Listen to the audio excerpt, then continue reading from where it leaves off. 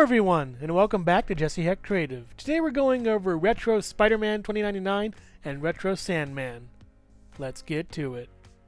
So, before we begin with the action figures, let me touch on the boxes real quick. I love these things. The artwork is great on them. It has this nice Spider-Man tempo on the top. Got warnings on the bottom.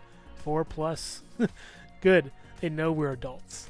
Yeah, I like this picture of Sandman. It's really cool. It's accurate to the figure. That's nice. I like it a lot. This is a cool effect. I wish we had it. We're dripping sand. Good figure right here. Some action lines right here. For Spider-Man 2099, we have this leaping pose right here. More action lines. The cape looks insanely cool over here. Wish we had a nice flowing cape like that. On the back side for both of them, bigger artwork than we saw on the front. You can change the head and the hands on him. And you can change the hands on him. And yeah, some little bios in the bottom and stuff.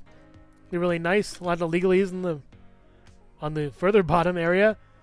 That's really cool. Barcodes and everything. These pictures are great though. I like the effort they put into these boxes. They look so nice. Yeah, let's crack these guys open, starting with Spider-Man 2099. So here we have Spider-Man 2099 out of the packaging, and I find him to be good, but I'm not sure if I like him more or less than the previous figure. Don't get me wrong, this is a great figure, but I just find that the color isn't as good as the other one. For comparison, here's the older figure. I like it. I don't love it. I like all the paint deco on this one. It's way better than this. It's just too big.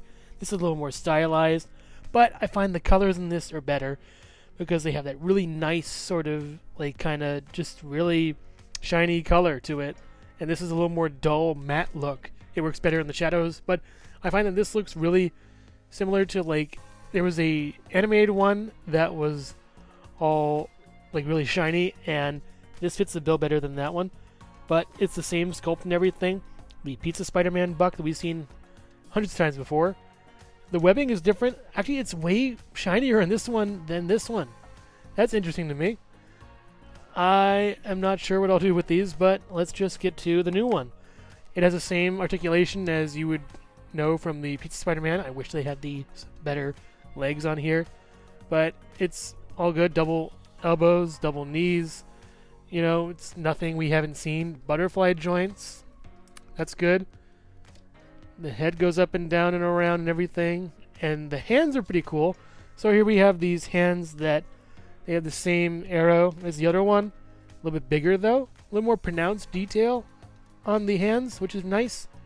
It also comes with alternate hands, like these two splayed out hands you could place on, and they're just easy, just pull off and put back on. And it also comes with these two hands right here, these fists. That's pretty nice. No whip hands, but honestly, I'm fine with this.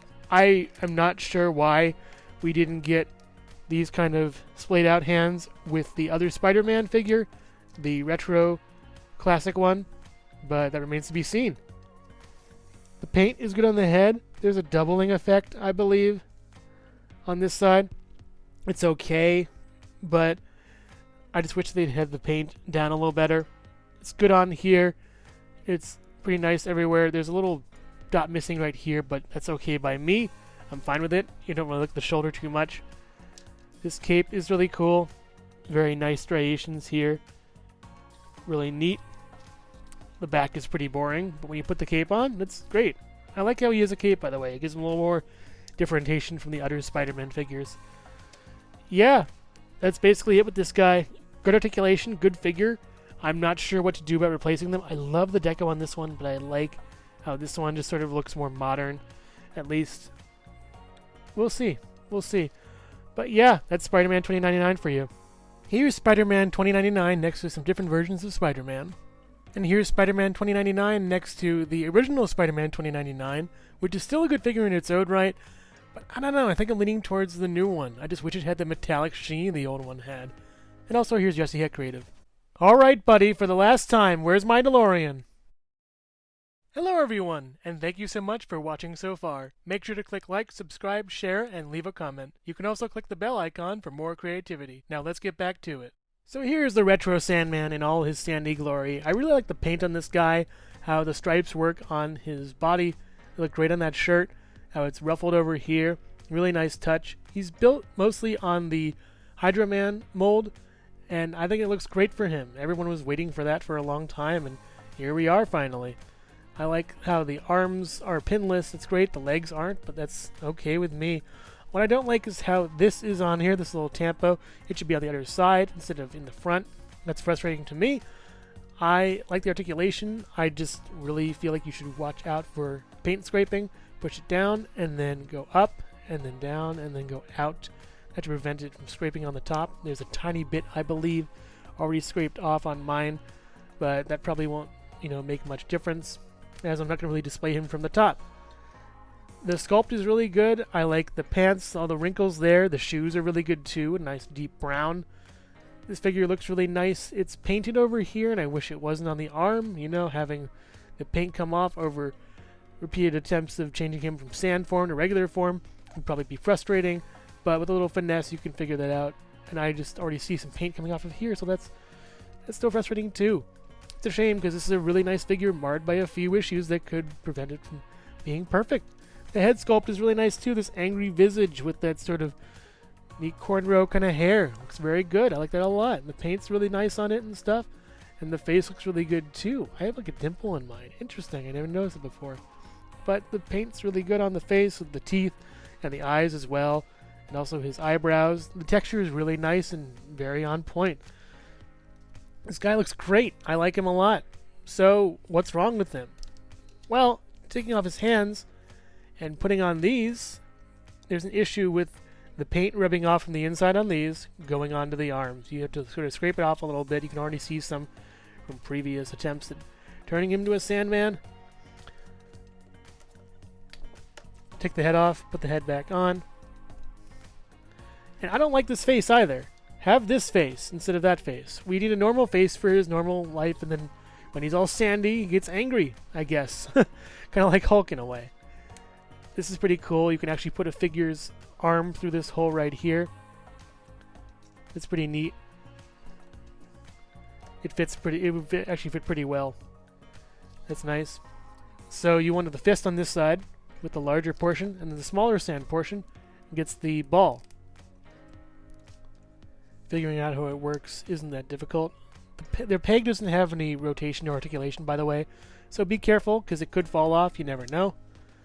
You have to adjust how this works with the sand parts on there. Once you get it on, it's on. It's a little bit heavy. It might weigh the figure down, so pose with care.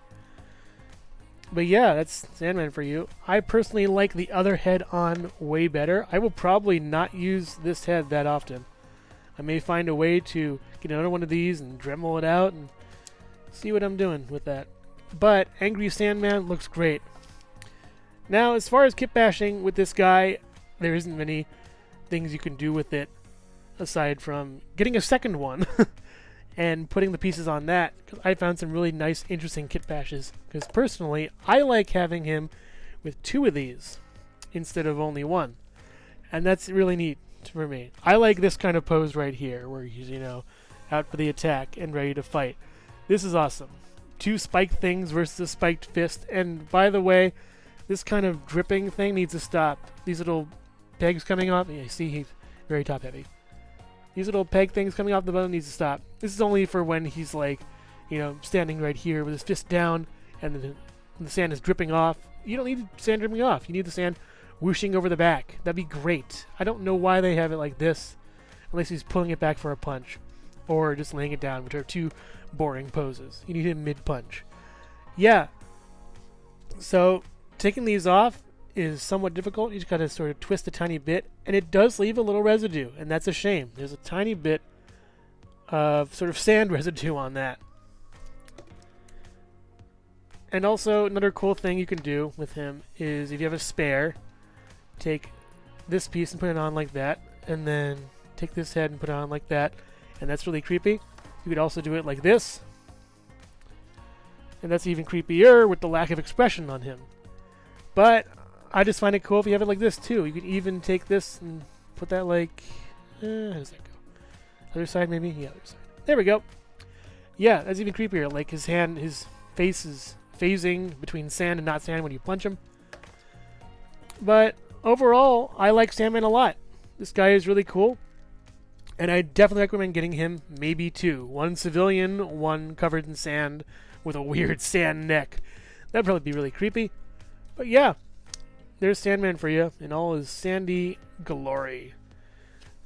Oh, real quick, the articulation. Better splits than Spider-Man. Double, hinge, pivot, up and down, swivel up here, crunch back and forth, really nice back, really okay forward.